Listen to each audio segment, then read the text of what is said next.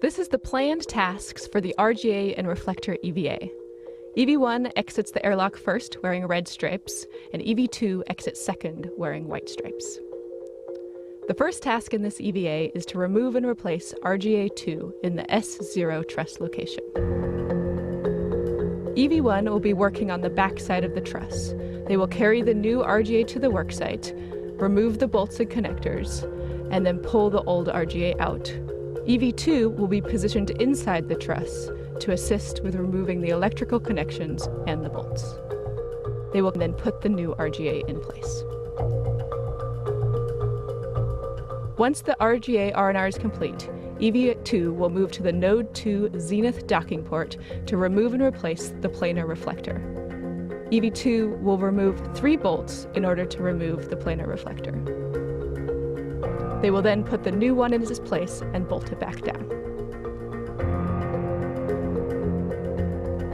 Before leaving the worksite, EV2 will take photos of the new reflector and its surrounding area.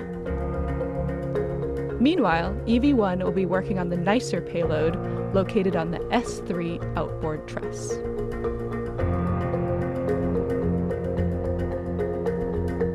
EV1 will be installing wedge-shaped patches from the caddy to cover the damaged areas of the light detectors.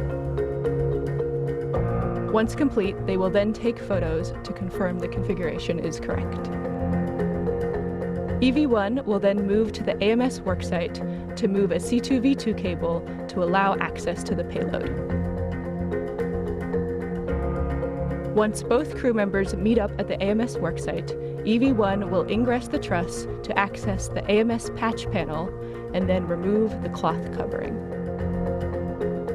EV1 will then do fit checks to determine what connectors are easily accessible for future upgrades.